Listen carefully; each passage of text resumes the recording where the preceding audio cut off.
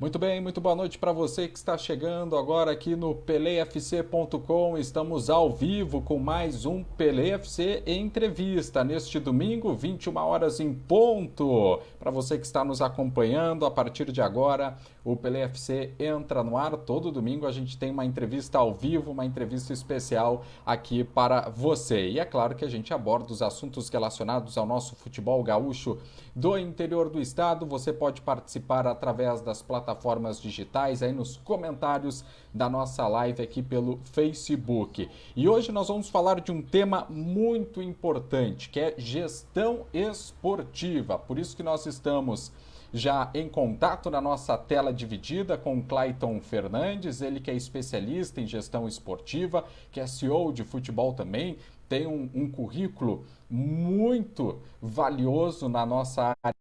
Então, ele que é gaúcho aqui do nosso interior do estado, hoje reside em Porto Alegre, mas já teve aí trabalhos, fora do estado, em São Paulo, Estados Unidos, México, também como instrutor da CBF Academy e também da Fundação Getúlio Vargas como orientador do curso de gestão esportiva, e vai ser hoje o nosso bate-papo aqui super especial para falar um pouquinho e também trazer alguns assuntos, porque a gestão esportiva em tempos de pandemia vai ser algo muito forte, não só agora está sendo, como pós-pandemia que promete também. Clayton, primeiramente uma boa noite, um prazer tê-lo aqui no PeleFC Entrevista. Boa noite, Thiago, aos que nos assistem. É uma satisfação interagir com todos vocês. Agradeço o seu convite e estou aqui à disposição, espero contribuir para que os clubes de futebol, para que todos os profissionais que atuam nos clubes de futebol, para que juntos possamos entender e caminhar cada vez mais em prol de uma gestão de clube profissional com foco em negócio, que é a frente que eu defendo daqui para frente cada vez mais, principalmente com o advento da pandemia. A gente fala muito em gestão, mas nesses últimos anos ela ganhou força. Com a pandemia virou o grande tema, porque os clubes que antes... É que a gente pode dividir em grandes clubes brasileiros, médios clubes e clubes pequenos, que aí pega os nossos do interior do estado. Mas tu pode ter uma gestão independente do tamanho do clube. Aliás, pode não, deve ter uma gestão que mantenha a sobrevivência dos clubes, se for clube grande, médio ou pequeno. O clube que não adotar essa gestão profissional está fadado aí à falência em poucos anos ou até em poucos meses?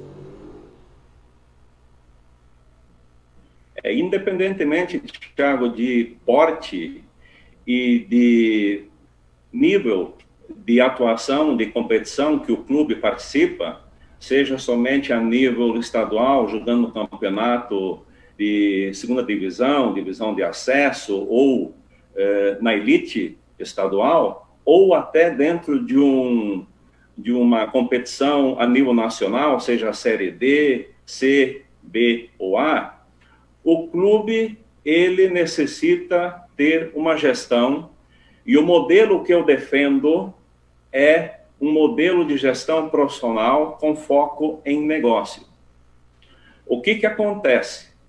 Acontece que a cultura dos clubes de futebol é dentro de um modelo associativo, com dirigentes políticos e os clubes sendo geridos dentro de um modelo de entidades sem fins lucrativos. Isto, no meu entender, a minha ótica, precisa sofrer mudanças. Não mudanças por mudanças. Eu vou explicar como é que eu vejo o clube de futebol funcionando dentro de um modelo de gestão profissional com foco em negócio.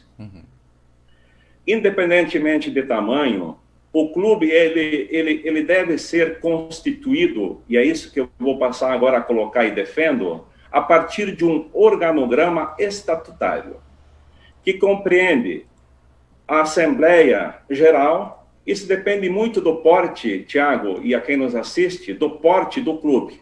Então, o clube ele começa através de uma Assembleia Geral. Depois, está linkada à Assembleia Geral o Conselho Deliberativo. De um lado, linkado ao Conselho Deliberativo, o Conselho.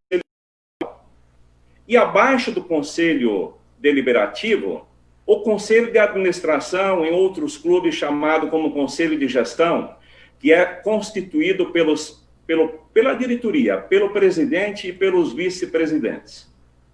E linkado, por sua vez, ao Conselho Deliberativo e ao Conselho de Administração, o Conselho Consultivo, que são os ex-presidentes. Eu vejo este organograma pelo qual o clube começa, e ele pode ser, eu diria até deve ser dentro de um modelo associativo, do jeito da forma como o clube está hoje. É a constituição do organograma estatutário constituído pelos conselhos que tem, eu costumo dizer, a caneta na mão. Eles têm o poder de decisão. O que eu agrego à gestão?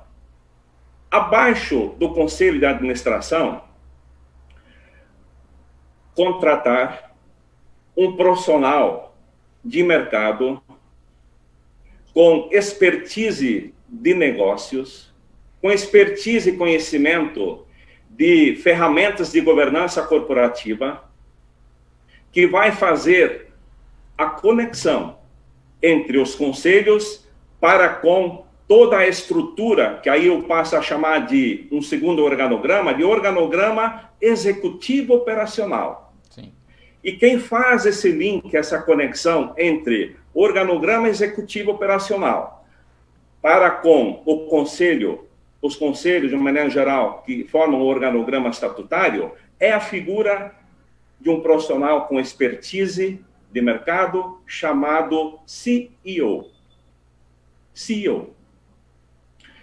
Abaixo do CEO estão os executivos à frente de cada uma das grandes áreas.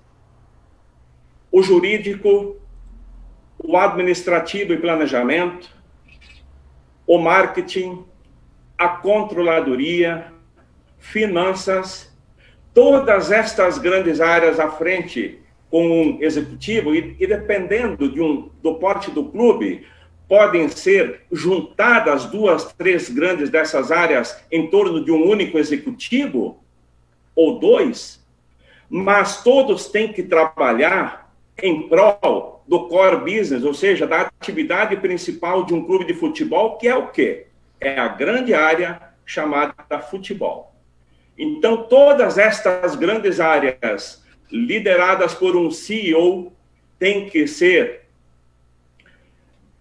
com atuação, toda ela voltada à atividade principal, que é o futebol. Aonde que está à frente do futebol? Ou diretor, ou um gerente executivo, que tem nas suas mãos as categorias de base e o futebol profissional. Como é que o clube, a partir destes 2 organogramas, deve atuar e trabalhar?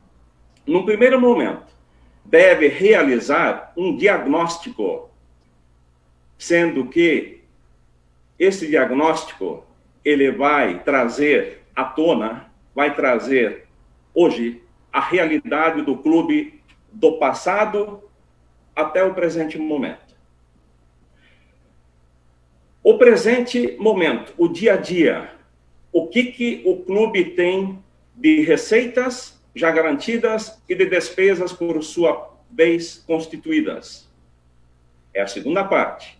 E a terceira parte é a projeção dentro de uma visão de futuro do clube, do que o clube pretende fazer daqui a um ano, dentro desse um ano, 2, 3, 4, 5. Estas 3 vertentes, passada através de um diagnóstico, presente o dia a dia e o futuro com investimentos, devem ser, no meu entender, e eu defendo isso, devem ser inseridas dentro de um planejamento estratégico e orçamentário.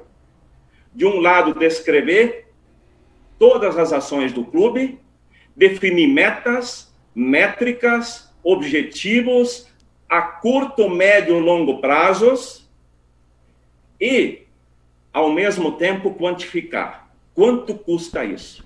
O que vai acontecer? No passado, a primeira vertente, certamente vai ter passivo, dívidas. Sim. Tem que ser, dentro do diagnóstico, tem que ser descrito o que compreende e compreendem estas dívidas, o que é esse passivo. Para que, uma vez inserido no planejamento estratégico orçamentário, no futuro próximo, em sendo tratado esse velho, para que ele nunca mais volte. Para que tão somente dentro do planejamento estratégico, daqui a 5, 10 anos, dependendo do volume do que vai se encontrar a partir do diagnóstico de passivo no passado, para que daqui a 5, 10 anos, nunca mais esse passivo torne a voltar. Clayton, nesse ponto, a gente no interior, eu tenho exemplos e acompanho muitos clubes, de clubes que fizeram isso e, por exemplo, já pagaram mais de R$1 milhão em dívidas trabalhistas do passado. Clubes que a partir de 2 anos para cá não tiveram, por exemplo, nenhuma ação trabalhista mais, que fizeram essa gestão de dívidas do passado. Mas a gente observa também outros clubes que parece que estão nem aí. Tu acha que também tem esse ponto no interior de o presidente que comanda muito mais na emoção do que na razão e nesse pensamento profissional, que falta exatamente a figura desse gestor, porque ele não faria algo na sua empresa particular, podemos dizer assim, mas no clube acaba virando uma bola de neve? Thiago e quem está nos assistindo, eu vejo assim, o clube ele tem que ser tratado no formato associativo, entidade sem fins lucrativos, no entanto, dentro de um modelo de gestão profissional.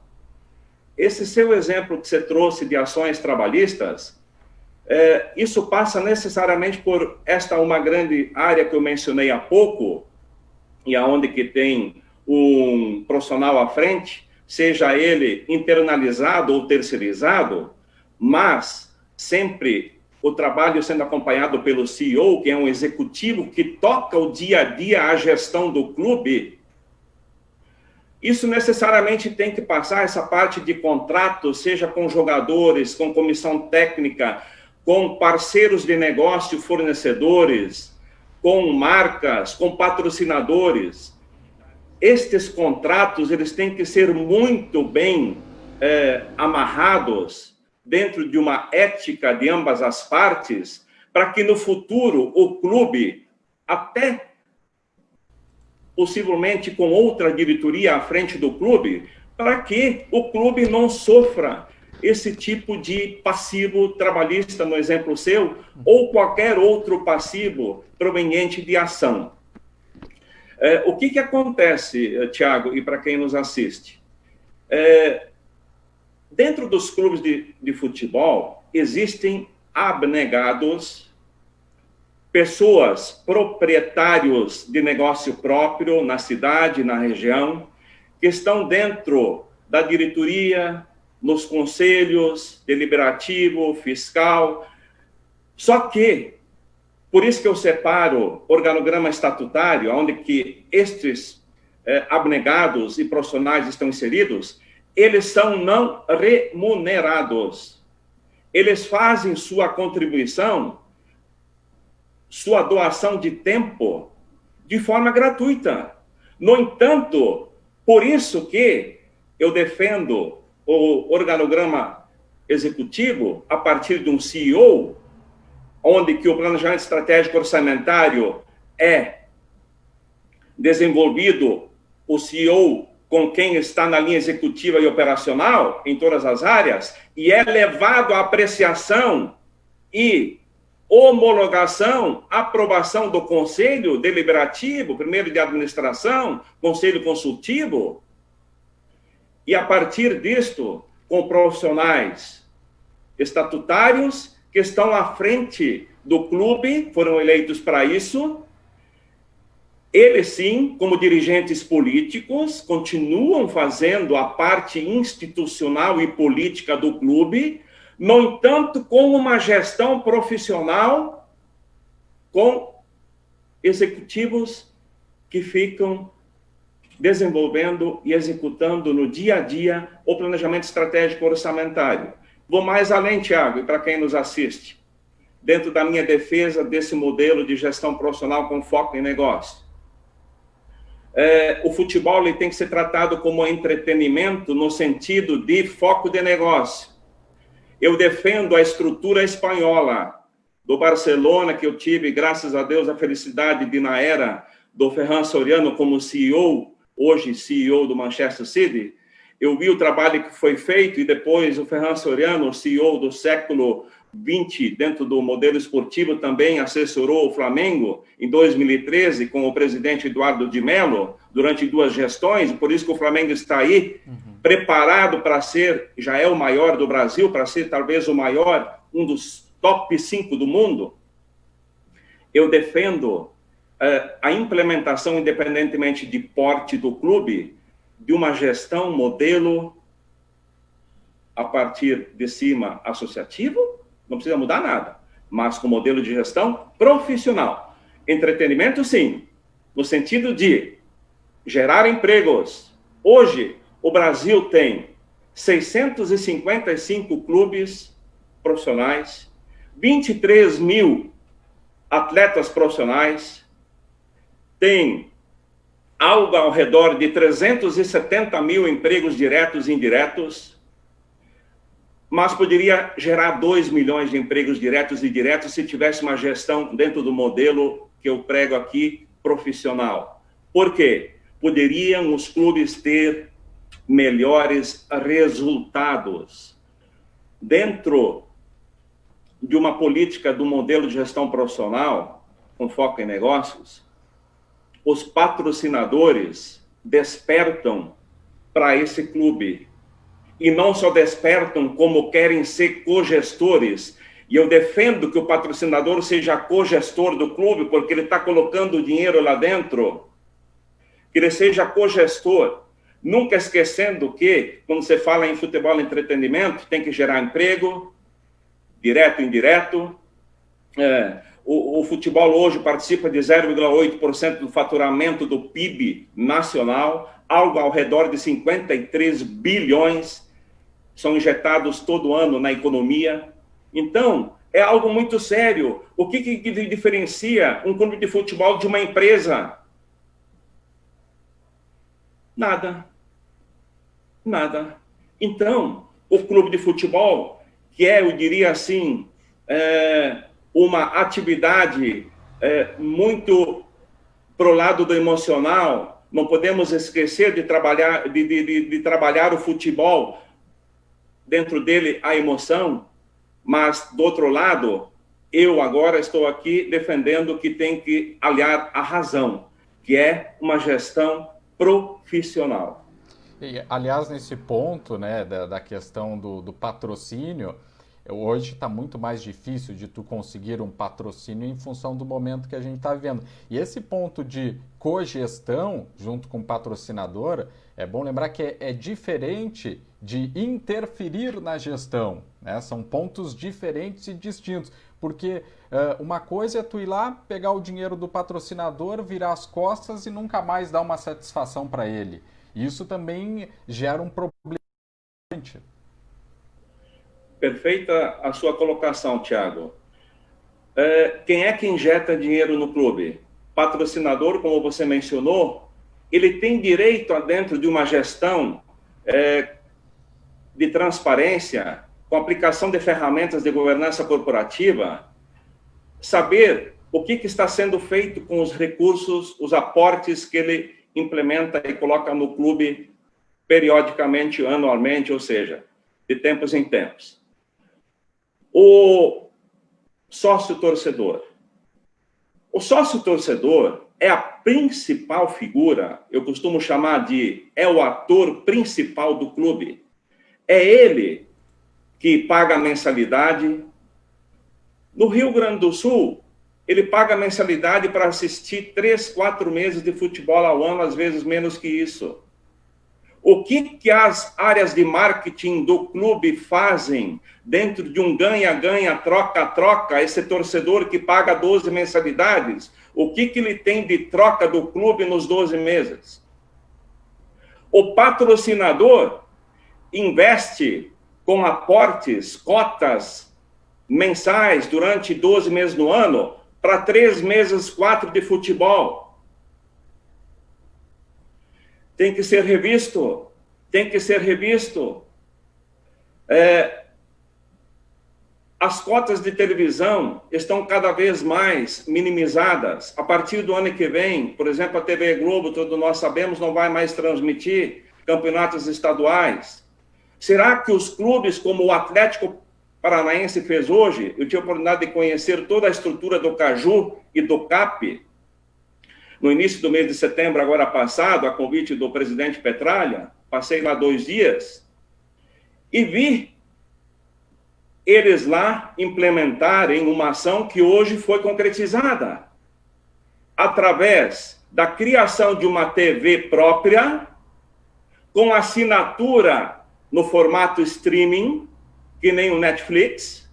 A partir de hoje, o sócio torcedor do CAP pode passar a assistir os jogos do CAP, pagando R$ 24,00 para jogos no Brasil, e para o torcedor do CAP no exterior paga R$ 34,90.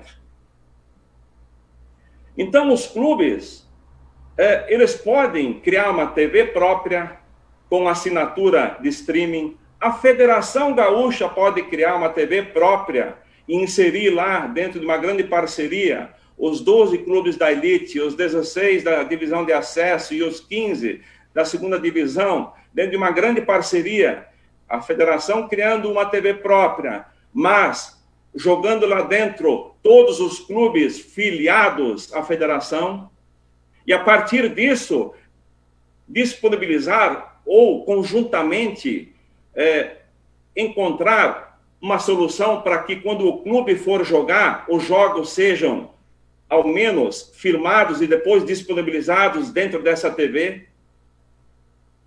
Pode ser gerada uma receita via streaming, que nada mais é do que pagar o pay-per-view, né? Uma mensalidade, estilo Netflix, onde que tu paga uma taxa mensal, tu olha os filmes que tu quiser. Pode também abrir a federação, por exemplo, o clube, quem detém os direitos da TV própria, pode abrir, além do torcedor olhar o jogo do seu clube, pode também ter uma outra forma de pagamento um pouco maior para que o sócio-torcedor do clube possa assistir os jogos de todos os clubes que ele queira. Então, é preciso tratar pela ordem. Primeiro, categorias de base. Investir nas categorias de base. E eu fico assustado, Thiago, e quem nos assiste, que os 12 clubes da divisão de elite do Campeonato Gaúcho, mais os 16 da divisão de acesso, totalizando 28 clubes, apenas 7 têm categorias de base. E dos 15 clubes da segunda divisão, apenas 2 têm divisão de base, categorias de base. É preciso, é a melhor e mais rápida fonte de receita para sanar dívidas. De outro lado, reinvestir ao futebol, investir nas categorias de base. O clube pode fazer parcerias com empresas, com marcas, para ter categorias de base. Eu dou uma dica mais relevante, no meu entender. Nós temos o Pro Esporte aqui no estado do Rio Grande do Sul, que aprova projetos de uma forma rápida, dinâmica, com aproveitamento do ICMS, no lugar das empresas, das marcas grandes, recolherem o ICMS ao Estado, podem canalizar através de leis de projeto de incentivo até o montante de R$230 mil às categorias de base, até o sub-17. Tem a lei de incentivo ao esporte, através do aproveitamento do imposto de renda, 1% para pessoa jurídica, lucro real, e 3% pessoa física. No lugar das pessoas jurídicas, as empresas do local, da cidade, da região onde que está o clube, filiado à Federação Gaúcha. No lugar dessas empresas grandes marcas recolherem os seus tributos ao Estado ICM, à União, Imposto de Renda, podem canalizar isso em forma de projetos, lei de incentivo ao pró-esporte, ao clube do seu coração, inclusive. Mas é preciso ter ações de marketing por parte dos clubes. É preciso inserir todas essas ações dentro do planejamento estratégico orçamentário do clube.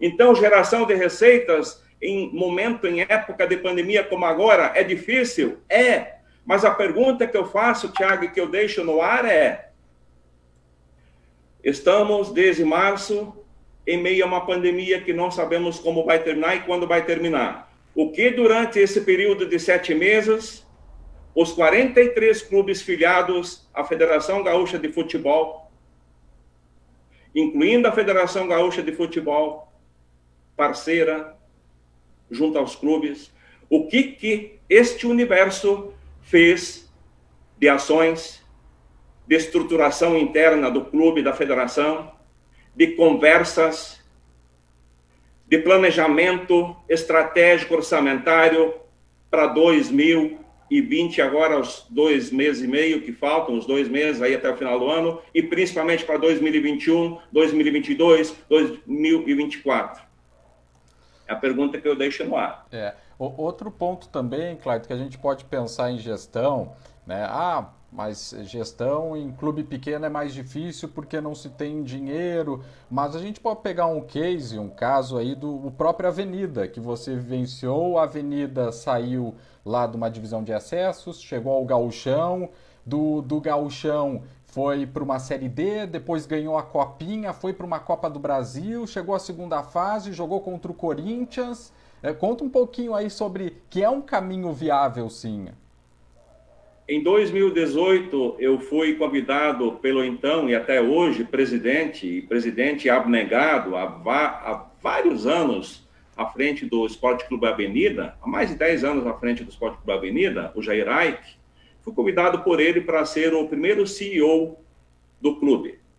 E aí, o clube recentemente tinha vindo em 2017 para 2018 da segunda divisão e estava voltando à elite. Aí, o que foi feito? Foi melhorado o time que veio da segunda divisão, já tinha um técnico, uma comissão excelente à frente, né? Fabiano Daitz, que estava liderando a comissão, e foram implementadas várias melhorias estruturais, através de parcerias junto a empresas locais e empresas estabelecidas também na cidade de Santa Cruz, mas marcas de fora. O que foi proporcionado durante esse período, 2018? Em primeiro lugar, dentro de campo. Tudo foi feito com foco às ações para dentro de campo, que é a atividade principal de um clube de futebol. Muito bem. Em primeiro lugar, nós tínhamos que nos manter na divisão principal, na elite do Campeonato Gaúcho. E, pela primeira vez na história, o Esporte Clube Avenida foi às semifinais. Disputou a semifinal contra o Grêmio. E aí, não passamos da semifinal. Mas a semifinal, pela primeira vez atingida pelo Esporte Clube Avenida, ela valeu ao clube uma vaga para a Série D do Brasileiro, até então inédita. E o clube foi muito bem na Série D quando jogou. Por detalhes, não foi para a Série C.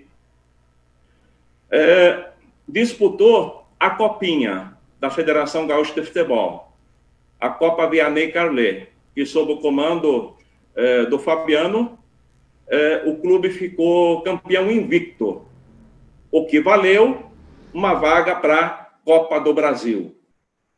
Então, vejam bem, todas as ações foram voltadas ao futebol, mas também externamente e internamente, dentro das grandes áreas, fora do futebol, foram montadas ações, feitas ações, que proporcionaram uma estrutura melhor ao torcedor, ao patrocinador, aos conselheiros.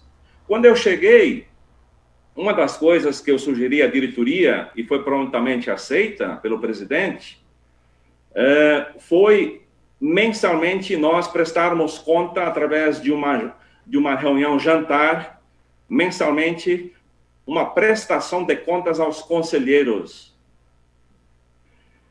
Quando fui empossado, eu disse à imprensa, e isso está nos anais, que, juntando todas as forças vivas da cidade e região, o Esporte Clube Avenida poderia galgar degraus maiores do que os até então galgados e atingidos. Quando, da apresentação à imprensa, junto com conselheiros, junto com o plantel, na abertura da temporada, eu mantive o mesmo discurso. E, inclusive, isso foi motivo até de risos, quando eu falei que nós poderíamos galgar degraus nacionais. E, realmente, claro, foi feito muito trabalho, muito esforço. Teve também o fator de sorte, que eu acredito que só se apresenta a sorte quando um time se une, uma cidade se une, as forças vivas da cidade, poder público e empresários se unem em prol de um mesmo objetivo. Então, foi um trabalho conjunto. Foram feitas melhorias no campo, com drenagem, foram feitos vestiários novos para o time local, para os visitantes, para a arbitragem, foi feito para o pessoal da imprensa, dia de transmissão de jogos, cabines novas, foi pintado todo o estádio, enfim, foram feitas melhorias de tudo que é ordem dentro do estádio e dentro da estrutura administrativa. Então, é um sinal de que, independentemente de porte, é possível fazer futebol, só que tem que ter uma gestão profissional, tem que investir na base, tem que investir no sócio-torcedor e tem que investir no patrocinador. São as 3 maiores fontes de receita do clube. Se o clube chegar e prestar contas mensalmente, como eu mencionei há pouco, foi passado a fazer mensalmente do Esporte Clube Avenida para os conselheiros. Os conselheiros começaram a vir, começaram a ser cogestores, a participar da gestão do clube. Isso aumentou receita com público, dia de jogos, receita com ações que foram feitas, enfim, venda de camisetas. É assim que é possível, sim, independentemente de divisão que esteja disputando, de porte de clube, de cidade onde é que esteja localizado, é sim possível fazer gestão e dentro de um modelo profissional. Tudo que é grande, um dia foi médio, mas antes de ser médio foi pequeno. Internacional, Grêmio, que são as forças grandes aqui, a dupla Grenal, um dia foram pequenos. E foram crescendo e hoje são monstros nacionais e internacionais. Clayton, hoje a gente está vivendo essa pandemia, como tu falou, a gente não sabe até quando vai, as restrições vão até quando, esse cenário, se ano que vem vai melhorar. Os clubes já estão aí há 7 meses, né? Muitos fechados, outros, a minoria, cerca de 11, vão jogar a Copinha, que vai começar em 8 de novembro, mas vai terminar em 1 mês, vai ser tiro curto. O pior ainda não chegou para os clubes do interior, que vai ser a retomada? Antes da pandemia, a situação já de desigualdade entre receita e despesa existia. As despesas não cabiam na receita, ou seja, dívida se acumulando a cada ano.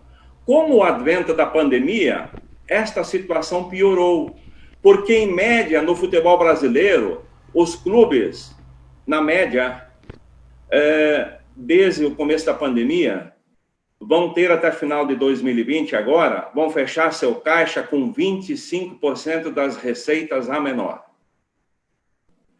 Mas, mesmo com renegociações, mesmo com cortes de despesas, as despesas não acompanharam na mesma proporção a queda de receitas.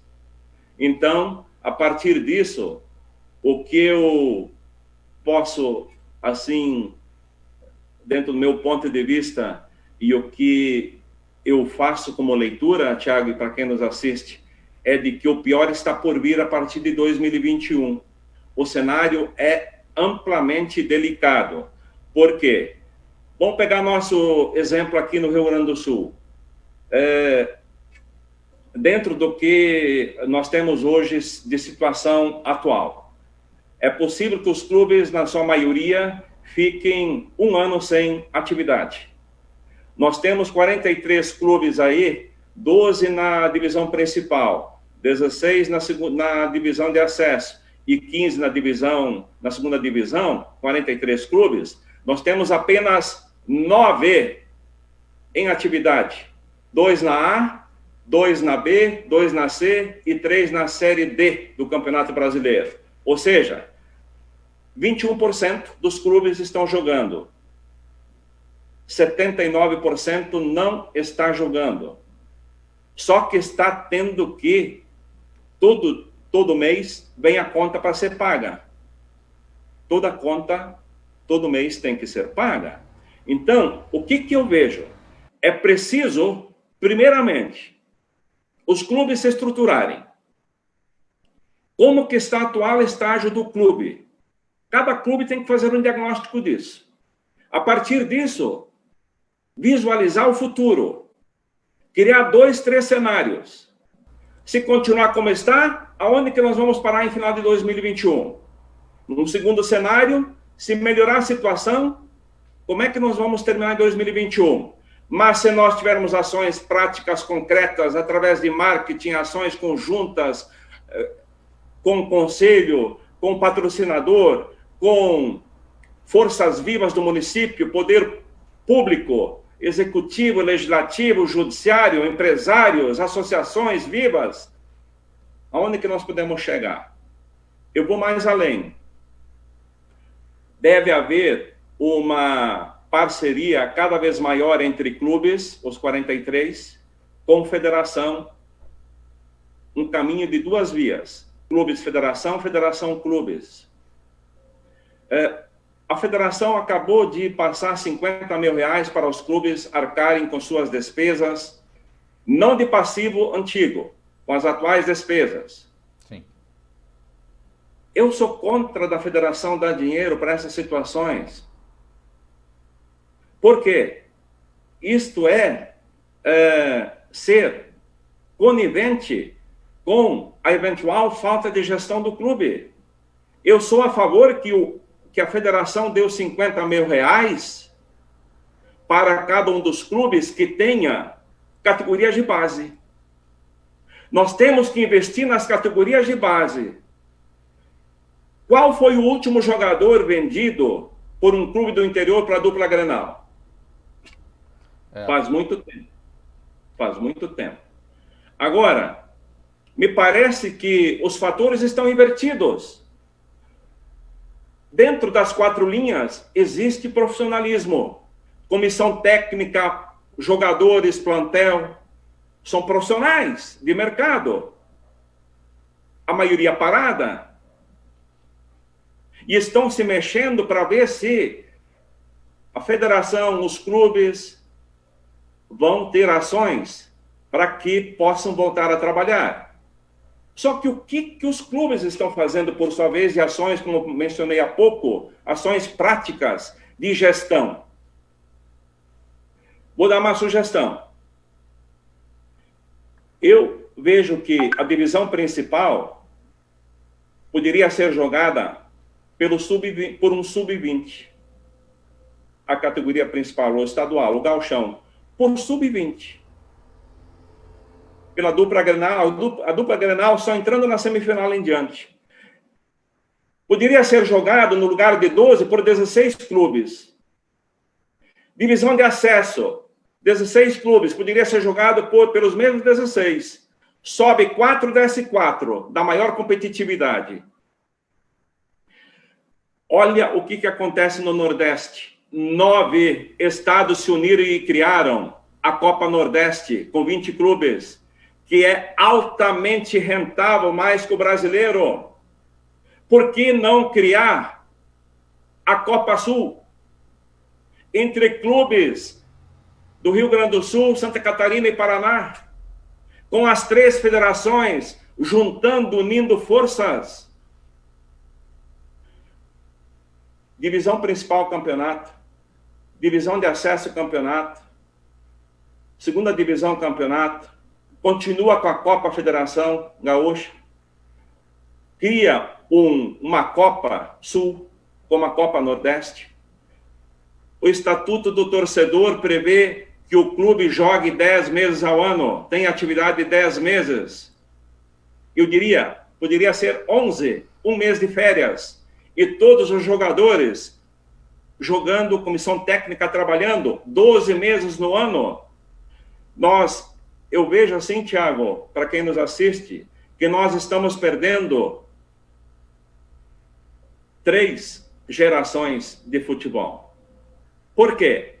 Essa situação toda da pandemia e problemas de gestão decorrente, acerto de calendário vai levar no mínimo de 3 a 5 anos para resolver. Quais são as gerações que nós vamos perder? A atual das categorias de base, a atual dos profissionais que estão parados. Sabe o que acontece com quem ainda estava em atividade com 30 anos de idade com família, ganhando 4 meses de salário de R$2.000, jogando 4 meses, mais R$500 por jogo, numa aslivata, como tem muito forte no futebol amador do Vale do Taquari, porque eu conheço lá, sou do lado do Vale do Taquari, ganha mais jogando futebol amador do que o profissional. Vai continuar jogando futebol amador, mesmo que parado hoje, já está em outra atividade. É motorista de Uber, trabalha em supermercado, abriu uma micro e pequena empresa, já está empregado trabalhando há 7 meses, ou 5 ou 6, ganhando salário todo mês, vai ganhar salário 12 meses no ano, ou 13 até se for empregado, se é letista, 13º, vai voltar a jogar futebol para ganhar 4 meses de salário quando? Não volta mais. Não volta mais. É preciso rever o atual modelo de gestão, que é deficitário, que é amador, dentro das 4 linhas, comissão técnica, plantel, profissionalismo, fora das 4 linhas, dentro destas grandes áreas, e que são todas de apoio, que eu mencionei há pouco ao futebol, amadorismo. Pessoas que estão ali sem expertise de futebol, sem expertise de gestão, cujas funções são ocupadas por pessoas indicadas de conselheiros, de diretoria, de fornecedores, muitas vezes serviços feitos, efetuados sem remuneração por abnegados da diretoria, conselheiros, mas que têm suas outras atividades e negócios fora do clube. Então, o clube passou a ser segunda opção. É primeira opção em emoção, segunda opção na razão e na gestão. Sim. Clayton, a gente também tem observado uma situação que alguns clubes estão experimentando. Por exemplo, a questão do clube empresa ou de terceirizar alguns setores. O Figueirense foi um exemplo recente, tentou terceirizar o departamento de futebol, foi um fracasso, quase caiu e foi bem complicado, né? Os clubes pequenos do nosso interior, você é a favor de adotar esse clube empresa ou virar SA, ou é um caminho perigoso, tem que ter cuidado? Caminho perigoso, e atualmente, hoje, no atual estágio que os clubes do futebol brasileiro se encontram, sou radicalmente contra e explico por quê. Nós temos, como falei anteriormente, uma cultura do modelo associativo, entidades sem fins lucrativas, que não podem entrar em recuperação judicial, porque o seu formato jurídico prevê isso. Olha o que aconteceu com o Botafogo do Rio. que passou, abriu uma empresa SA, Botafogo SA, e que não atendeu os parâmetros requeridos por uma SA, e agora está, é só questão de tempo, prestes a entrar numa recuperação judicial. Por que eu sou contra? Porque os clubes não têm ainda uma gestão profissional. Primeiro, é preciso percorrer etapas. Quais são? Diagnóstico. O que temos hoje no clube? Precisa arrumar a casa dentro do atual formato de entidades sem fins lucrativos. Precisa adotar esse modelo de gestão profissional, sim, como uma empresa, mas dentro da cultura de entidades sem fins lucrativos. Continua estatutário, não passa para clube e empresa, porque nós não temos know-how no Brasil de passar um clube sem fins lucrativos para clube e empresa, onde que tem donos, nós não temos esse know-how. Então, é preciso, primeiro, sim, implementar uma gestão profissional no modelo empresarial, aonde que vai ter planejamento estratégico orçamentário. É preciso ter um organograma com as funções, atribuições inerentes a cada função. É preciso que as despesas caibam na receita. É preciso saber de onde que vem e quanto que importam as receitas. É preciso criar um organograma estatutário e executivo e colocar tudo isso. É um outro diferencial que eu defendo, Thiago, e para quem nos assiste. Colocar o planejamento estratégico orçamentário, colocar o organograma estatutário e executivo operacional dentro do Estatuto Social, aprovado pelo Conselho Deliberativo. Por quê? Para criar o clube e gerir o clube de uma forma única, futebol com área administrativa, porque hoje existe uma dicotomia, existe o futebol, sem apoio das grandes áreas que são administrativa, planejamento, jurídico, marketing, finanças, controladoria. O que acontece? É o conselho, os profissionais do conselho, diretoria se envolvendo nessas áreas, é o pessoal do futebol, executivo de futebol, técnico de futebol, preparador físico, tendo que se envolver dentro das áreas administrativas, principalmente de ordem financeira, para garantir o pagamento, por exemplo, o salário do pessoal do futebol. Isto não funciona. É preciso ter profissionais em cada uma das áreas de atuação. É preciso que o clube trabalhe e seja gerido dentro de um formato unificado, dentro de um formato de gestão profissional. Então, estrutura estatutária, estatuto social, mas dentro dele, a gestão profissional. Para que quando sair uma diretoria dentro de 2, 3, 4 anos, troca a diretoria, o modelo de gestão profissional,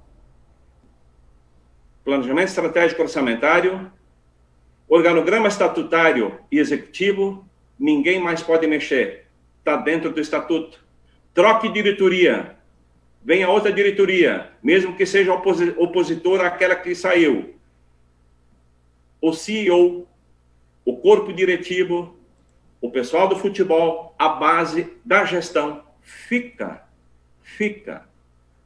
A Federação Gaúcha de Futebol, na tua opinião, Clayton, poderia adotar, né, como um auxílio aos clubes, não auxílio financeiro, mas dar esse auxílio de expertise, esse auxílio de abrir o horizonte, de, por exemplo, fazer um congresso, né, mostrando áreas, congresso pega uma semana, congresso com clubes da Série A sobre direito esportivo, um congresso sobre gestão do futebol, um congresso sobre planejamento orçamentário. Esse seria um papel mais viável da federação do que destinar recursos apenas? Perfeita colocação sua, Tiago. Eu diria e defendo o seguinte: é preciso começar da base. O que é a base dentro de um clube de futebol? Criação do organograma, dentro do formato que eu falei há pouco. Quem é que vai fazer isso lá no clube? Hoje, talvez os clubes não saibam como fazer. Então, o que eu sugiro à Federação Gaúcha de Futebol, na pessoa aqui do presidente Luciano Roxmann? Presidente, eu estou, inclusive, me colocando à disposição da Federação e dos clubes. Eu atuo dentro da CBF Academy, em cursos de gestão e de licenças, dentro de outro programa de formação de gestor esportivo na FGB, na FIFA e CIS. Sou membro da ABEX, Associação Brasileira de Executivo de Futebol. Eu vejo o quanto nossos colegas ligados diretamente ao futebol no dia a dia sofrem, apanham e literalmente não conseguem implementar resultados dentro das 4 linhas por causa do amadorismo fora das 4 linhas. Presidente Cícero Souza, aqui de Taquari, gaúcho nosso, é o presidente da ABEX. Nós temos o Pelaipe, que está no Curitiba. Nós temos tantos outros profissionais, Rodrigo Caetano, que está aqui no Internacional, que é da ABEX também, e tantos outros profissionais competentes que, com certeza, poderiam entregar muito melhores resultados junto ao clube com a sua comissão técnica e plantel, se tivessem áreas de apoio e, dentro das áreas de apoio, executivos com a expertise adequada para poderem interagir com os mesmos. Poderiam entregar muito melhores resultados ao clube. Então, a federação, o que eu sugiro? Como você já também muito bem colocou, Tiago. É possível fazer várias alternativas de opções de programas, e seja em formato de fórum, de seminário, de programa de desenvolvimento de líderes, enfim. O que eu sugiro? Formar gestores para os clubes de futebol afiliados. Seria um programa de formação de gestores para clubes de futebol. Fazer um fórum para os dirigentes de futebol, ou seja, diretores, presidentes dos clubes afiliados, abrindo a mente deles, fazendo ver a eles o quanto que é importante ter gestores nas áreas administrativas profissionais para que possam desenvolver e entregar um resultado melhor para o clube. Então, criar fóruns, criar seminários, criar programas para os dirigentes, para os novos gestores dos clubes que queiram trabalhar ali, também criar um programa para as comissões técnicas, para treinadores, para preparadores físicos. Dá para criar uma cadeia de formação para os clubes de futebol em todos os níveis e áreas. Verdade, esse é um ponto importante, que hoje não se forma no interior do estado por parte, né, com essa formação que a gente vê, né, em nível nacional, por exemplo, de formação de gestores profissionais, né? A gente tem aquele dirigente ou aquele jovem que começa a gostar do tema, do assunto, e aí ele vai buscando algo. Mas por parte de uma federação formar esse gestor, a gente não tem mesmo, né? E é possível também, Tiago, formalizar parcerias com universidades, com cursos de educação física. É possível criar parcerias com cursos de pós-graduação, de graduação, cursos profissionalizantes. Só na Fundação Getúlio Vargas tem mais de 300 cursos gratuitos dentro da internet. Então, é possível fazer parcerias com as universidades locais onde que o clube está estabelecido, né? Então, futebol, sim, é viável, é viável. Futebol deve ser tratado como negócio, aonde que todas as ações do clube têm que ser em volta de geração de lucro. Lucro. Por isso que o perfil estilo profissional. E esse lucro deve ser reinvestido à atividade principal do clube, o core business, que é o futebol. Agradecendo também aqui os torcedores que estão participando, né, como Marcos Aurélio, mandando aqui um abraço para o Clayton, Ricardo Bueno, né, também aqui comentando, o problema de todos os clubes é dinheiro, tanto para investir, para quitar dívidas. O Saul Xavier também, mandando aqui, meus amigos, vaidades e poder do que está acontecendo na minha cidade com grandes histórias. Deve ser achar que diretor de clube de histórias, dar as rédeas e mandar, por isso que o futebol profissional, no qual tenho 10 anos, não cresce. Moro em Santana do Livramento e isso que acontece. Ele falando aqui, as realidades também tem isso, né? As vaidades, superar as vaidades no interior é outra tarefa difícil. Deixa eu ver aqui também. Agora, veja bem, Thiago, sim, falando em vaidade, se me permite. Tem muito dirigente que está à frente do clube por uma questão, sim, de vaidade, ou para dar uma ênfase à sua pessoa, porque aparece muito na imprensa, enfim, ou porque é detentor de um negócio próprio, a sua marca também vai aparecer, enfim. Só que tem uma coisa, pode acontecer tudo isso, sim, só que tem que ter uma gestão profissional. Então, veja bem, no atual formato dos clubes, para onde os clubes vão? Vão se endividar cada vez mais e muitos clubes não vão conseguir mais participar de campeonatos, mesmo que não haja recuperação judicial possível, vão fechar suas portas, a cidade vai ficar sem atrações, o futebol sempre é um grande atrativo, né? E se adotar um modelo de gestão profissional, para onde que o clube pode ir? Ele pode, em ser tratado como uma empresa, ele pode ir em cenário em níveis nacionais, como o exemplo que eu citei do Esporte Clube Avenida. Tá? Então, veja bem, olha só, tu estás aí em Santa Maria, né, Thiago? Isso. Muito bem. A região central, onde tu estás aí, tem 19... Vou fazer aqui uma reflexão.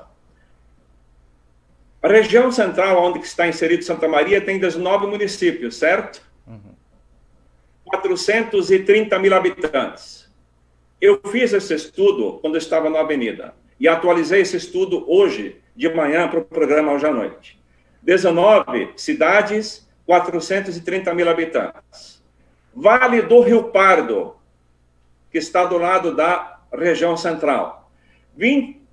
23 municípios, 450 mil habitantes. Vale do Taquari, 36 municípios, 370 mil habitantes. Total de municípios das 3 regiões, 78 municípios. Total de habitantes, 1.250.000. Muito bem. Vamos transportar isso para o futebol. Vale do Taquari, Lajadense, está na divisão principal? Não. Não, está na divisão de acesso. Guarani de Venâncio, divisão de acesso. Santa Cruz, Avenida, Rio Pardense, Rio Grandense, Inter de Santa Maria. Não tem nenhum clube num raio de 78 cidades, 1.250.000 habitantes, o que representa 11% da população do estado, não tem nenhum clube na divisão principal. Olha o foco que um clube, um desses 9, pode dar, fazer um trabalho de gestão forte para voltar à divisão de elite, para galgar uma Série D, passar para C, trabalhar com metas, ir para a Copa do Brasil, participar de uma Copa Federação Gaúcha e passar a fazer futebol com as categorias de base, participar do estadual, participar do brasileiro, investir em infraestrutura com marcas.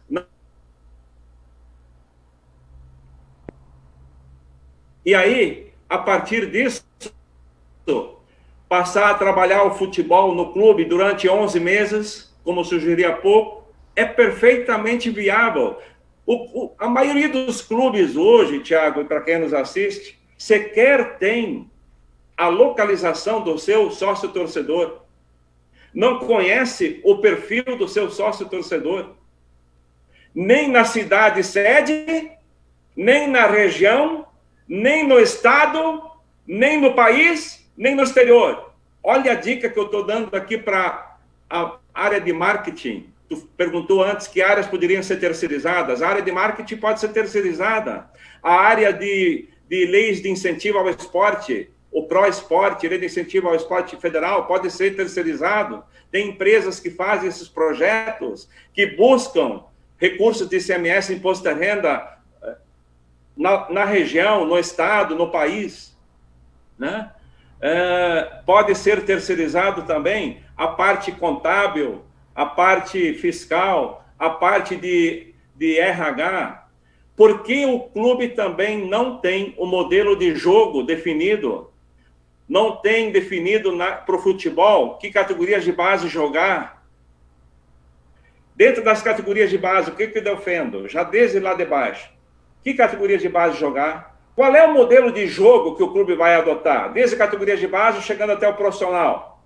Por que isso é importante e também deve ser colocado no Estatuto Social? Quem define o modelo de jogo do clube? Assembleia Geral de Sócios, torcedores, conselheiros, enquete da área de marketing junto aos sócios torcedores, opinião da imprensa, que sempre está acompanhando o clube, e aí se chega no perfil, no modelo de jogo ideal que o torcedor gosta de ver o clube jogar. Coloca isso dentro do planejamento estratégico orçamentário, dentro do estatuto social. O que isso, a que isso remete? Além de estar no estatuto, só pode ser mudado através de conselho deliberativo e conselho administrativo.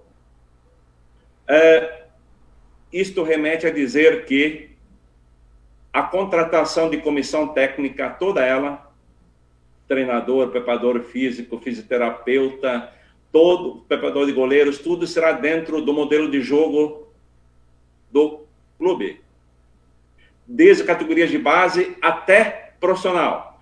A contratação de jogadores profissionais para formar o plantel, o recrutamento e seleção dos jogadores que vão constituir a base vai ser dentro do perfil definido, estabelecido de modelo de jogo do clube. Por isso que dá para entender o porquê que o Grêmio tem tão pouco turnover, taxa de rotatividade de comissão técnica, estando lá o Renato há 4 anos. Porque tem modelo de jogo definido desde a categoria de base até a profissional. E o Renato interage muito com as comissões técnicas das categorias de base. Eu sei porque eu tenho ex-alunos do programa da FIFA lá dentro, no Grêmio, no Inter, enfim. Quantos jogadores são aproveitados tendo essa interpessoalidade, esta conexão entre profissional com base? Quantos jogadores não são aproveitados da base no profissional? No mínimo, dentro de um plantel de 23, 7, 8, 9. E aí, o Cebolinha é vendido a 100 e poucos milhões de reais. Aí o PP, o Grêmio recebe uma proposta por um valor próximo a esse valor. Aí, Alex Telles, formado no Juventude, o Juventude abocanha quase 5 milhões com a venda, a transação do Alex Telles agora para a Itália, aliás, para os Estados, para a Inglaterra, para o Manchester. Olha, isso é um exemplo único, talvez, do Alex Telles, né? que serve de incentivo ao futebol gaúcho. Os últimos 4 técnicos da seleção brasileira são da onde? Gaúchos. Tite, Felipão, Mano e Dunga. São do Rio Grande do Sul. Nós somos a segunda região de maior produto interno bruto, onde tem a maior concentração de riqueza de empresas, marcas, aqui na região sul. Por isso que eu insisto na Copa RS, na Copa, aliás, Sul, né, incluindo a RS, Santa Catarina e Paraná. Copa Nordeste, Copa Sul. Nós temos o segundo maior PIB, só perdemos para o Sudeste. 18% do PIB nacional está aqui na região Sul.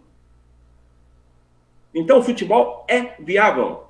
Empresas, marcas vêm aos clubes que têm planejamento estratégico orçamentário, que têm uma gestão profissional, uma cogestora com os patrocinadores, com as marcas. É só fazer acontecer. Verdade. Ninguém quer atrelar, por exemplo, a sua marca a uma gestão deficitária, uma gestão ruim, não profissional, né? A gente está vendo muito isso. Exemplo claro agora foi a situação do Robinho no Santos, onde a pressão das marcas acabaram fazendo o clube suspender o contrato. Então, para ver a importância que tem também nesse sentido, né? E todo mundo quer ter a sua marca atrelada a algo positivo e profissional cada vez mais. Isso é muito importante. É porque é o seguinte, Thiago, e para quem nos assiste, uma fórmula muito rápida de evidenciar a sua marca é o marketing esportivo. É atrelar a sua marca a um clube que dê visibilidade, e só vai ter visibilidade se tiver resultados dentro das 4 linhas, e só vai ter resultados dentro das 4 linhas se tiver gestão profissional fora das 4 linhas, que deem apoio ao futebol, que tenha base, que os resultados, os aportes de capital dos patrocinadores, que os recursos que sobram a cada gestão, desde que isto seja reinvestido na atividade principal do clube, que é o futebol. Então, não tem jeito. As mudanças são irreversíveis.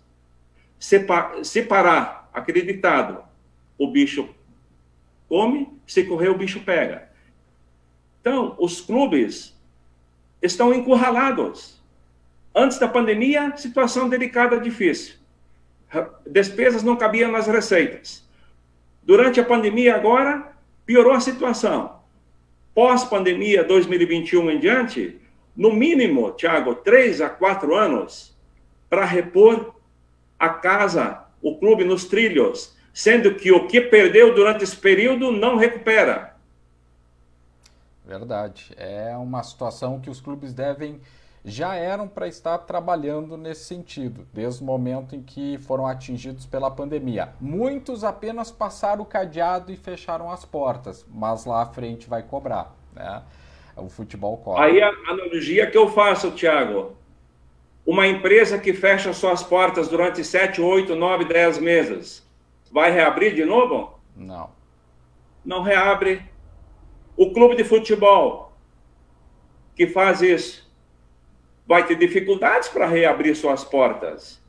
Vai ter dificuldades para formar um plantel com comissão, com jogadores. Por quê? Porque a comissão, os jogadores, eles vão saber que esse clube estava com suas portas fechadas durante 7, 8, 9, 10 meses.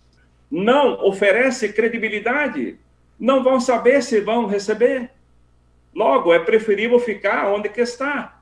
Agora, veja bem, 40% dos jogadores, não tenho nada contra, mas olha um erro de gestão, 40% dos jogadores contratados pelos clubes da divisão de acesso foram jogadores de fora, sim, do Rio Grande do Sul. Isso implica diretamente e indiretamente em maiores gastos com deslocamento, passagens, gasolina, alimentação, hospedagem, trazer família. Quando nós somos o maior o maior formador e a região sul é a maior formadora, além de jogadores, é a região que oferece maior matéria-prima, ou seja, jogadores que despontam no interior. Quais os clubes que têm olheiros no interior fora a dupla Grenal? Aí a dupla Grenal nada contra. A dupla Grenal acontece as coisas no interior do Rio Grande do Sul, em outras, assim como outros clubes grandes fazem, por sua vez, nos seus estados, de colocar franquia, de colocar escolinha, numa cidade, numa região onde que já tem 2, 3 clubes na divisão de acesso, segunda divisão, ou até na divisão principal. Atrapalha? Claro que atrapalha. Só que a dupla Grenal está na dela, ela está trabalhando em cima dos erros de gestão dos clubes, que deveriam ter escolinhas com o seu nome na cidade, na região, dentro de uma grande parceria, inclusive, com o poder público, com prefeituras, com a Secretaria do Esporte da região. E, mais um alerta, está entrando capital estrangeiro no país. Investidores da China, da Armênia, da Espanha, da Itália e da França, desses 5 países que eu sei, entrando com investidores no Brasil para, inclusive, adquirir clubes na sua totalidade, ou a menos que sejam majoritários, 51%.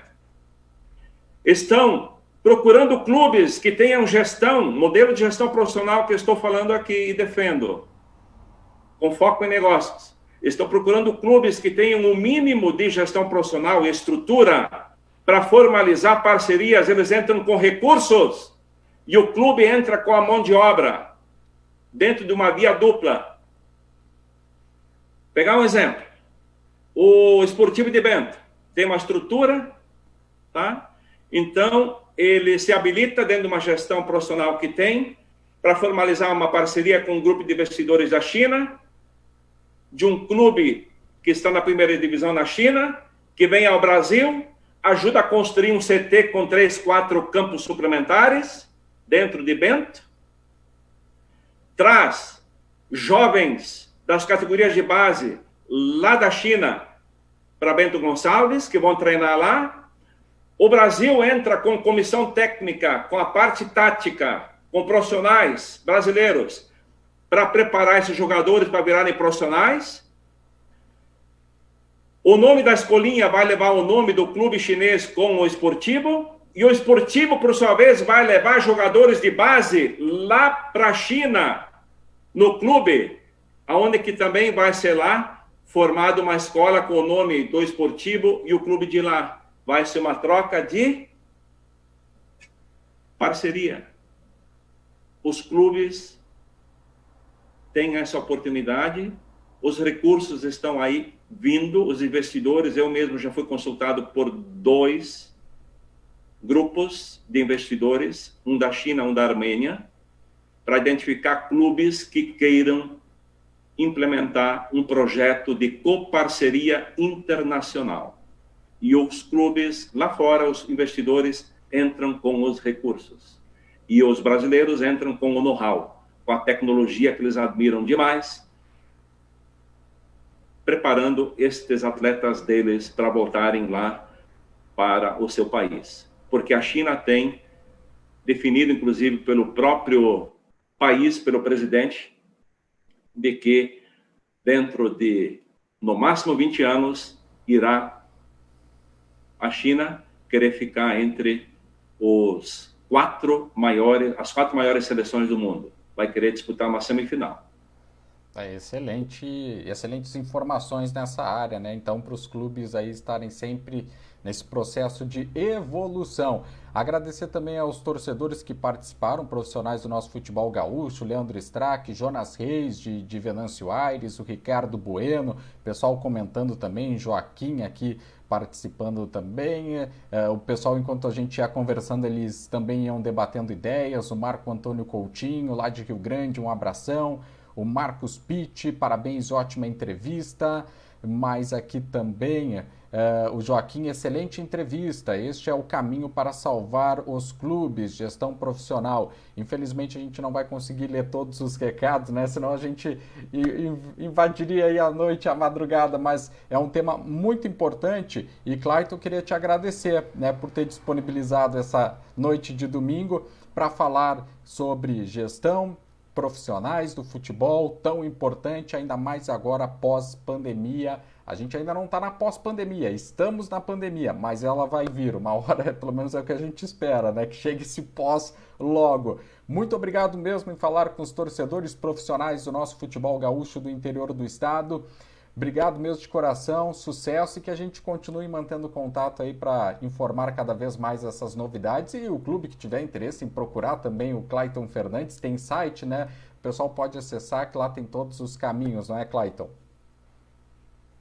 Quero te agradecer mais uma vez, Thiago, pelo convite, pela grande oportunidade de, dentro desse espaço do seu canal Peleia FC, poder compartilhar aquilo que eu defendo, que é o melhor para os clubes de futebol do nosso estado, que eu amo de paixão. Espero poder contribuir mais ainda à Federação Gaúcha de Futebol, aos clubes de futebol afiliados à Federação Gaúcha, independentemente de divisão, de série. Estou à disposição. Quem quiser conhecer um pouco mais o Clayton e sua carreira, trajetória profissional no mundo corporativo, esportivo, gestão pública, educacional, pode acessar minhas redes sociais, que estão no meu nome, Clayton Fernandes, com Z no final, e também através do meu site, fernandes.srv.br. E agradecer a todos os que nos assistiram, dizer que foi uma grande honra ter a participação de todos vocês, gratidão por terem despendido esse tempo, domingo à noite, de assistir a esse programa tão relevante para o futebol gaúcho. Obrigado, Thiago, obrigado a todos que nos assistiram. Obrigado. E estou à disposição para futuras participações. Sempre conte comigo. Ótimo, obrigado, Clayton. Prazer conversar com um amigo também, e obrigado a todos que nos acompanharam nesta noite aqui no Pelé FC. E se você perdeu ou chegou no finalzinho, não tem problema, porque a live fica disponível e você vai poder acompanhar ao longo de toda a semana no peléfc.com. Aliás, as nossas lives, né, desde o início da pandemia a gente começou a fazer as lives e já passamos também a marca de 200 mil visualizações. Então, muito obrigado a todos do nosso futebol gaúcho do interior que nos acompanham ao longo desses 10 anos, 2020, pelo FC completando 10 anos informando torcedores, jogadores, profissionais e todos envolvidos. Obrigado a você, torcedor, uma boa noite. No próximo domingo a gente estará de novo aqui no nosso bate-papo Pelé FC Entrevista. Um abração a você que está aí do outro lado da telinha. Até a próxima!